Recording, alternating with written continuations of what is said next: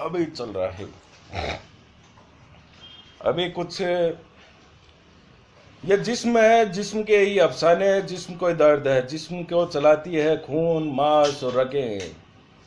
खून तुम्हारे मंगल का है, मांस तुम्हारा सूर्य का मान लो, उसकी अग्नि है उसी का जलता है। लेकिन ये रग, नस, नर्व्स, ये मरकरी की है, मरकरी छुपी रहती है, तुमको नसें दिखती नहीं है अपने कभी। हरे रंग की थोड़ी नीलाई लिए हुए रगें और बेजार कर देती है जिस्म को। जिस्म को बेजार करने में सबसे बड़ा एक चीज आता है लकवा, पैरालिसिस।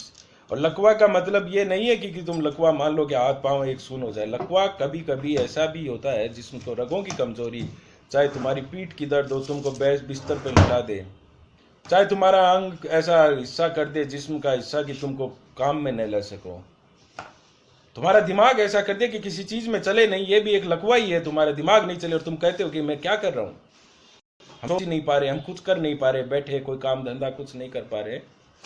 ये सारी चीजें जो तुम सोच सको। लकुआनत, लकुआनत मतलब जिस चीज को तुम्हारा जिस्म करने के लिए कर नहीं पा रहा है, तुम चाह रहे हो। तुम हाथ हिलाना चाह रहे हो, हाथ नहीं हिल रहा है। तुम दिमाग चलाना चाह रहे हो, दिमाग नहीं चल रहा है।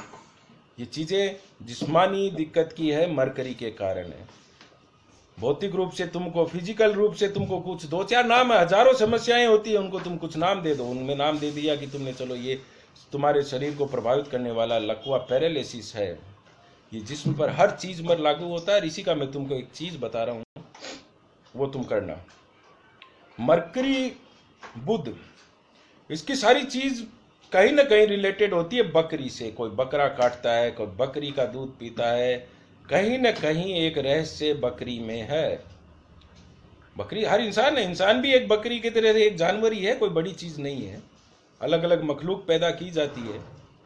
तो बकरी के बालों की ऊन होती है, अगर बकरी के बालों की ऊन मिल जाए ज्यादा बेहतर है, नहीं कोई भेड़ की भी चलेगी, जैसे भी चलेगी। ये बकरी के बालों की ऊन तुमको रिप्रेजेंट कर सकती है, तुम्हारे नर्वस सिस्टम के नसों के जाल की, रगों के जाल की बराबरी कर सकती है।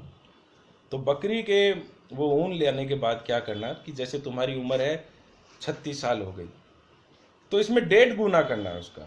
मतलब 1.5 गुना मतलब 54 बार, 54 बार सर से लेके पांव तक, ये नसों के जाल होते हैं, सर से पांव तक उसको लेना, लपेटना, उनको अपने शरीर को देखना, उसको नापना। उसको इतना नाप लेने के बाद वो एक तरीके से रिप्रेजेंट करेगी कि तुम्हारा जो रगों का जाल है वो तुम्हारी रगों का जाल हो गया। अब रगों के जाल को सुचारू रूप से करने के लिए तुम ले जाना किसी जुलाहे के पास, उसको खुद मत बुनना, उसको एक वीवर होता है, जुलाहा होता है, या किसी और को दे देना कि उसको बोल देना कि इसका कुछ ना कुछ बना दो। अब वो उसको बुन के कोई स्वेटर जैसा बनाएगा या कोई कपड़े जैसा बनाएगा, वैसा बना देगा। वो कपड़ा वो बना हुआ तुम्हारे नापकार उस ऊन का, वो तुम ले आना अपने पास और उसके ऊपर कुछ लिखवाया जाएगा तुमको, और वो तुमको दफन करना है किसी शमशान में या कहीं ऐसी जगह पर जो वो जगह सपोज टू है कि वहां पर दफन किया जाता है किसी को, या दफन होता है।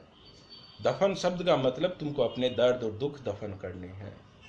ये चीज कर लो और वो कपड़ा ला के फिर मुझको बोल देना, फिर मैं तुमको बता देता हूँ कि क्या होता है। तो तुम्हारे लकवे वकवे सब उड़ जाएंगे 20-21 दिनों में।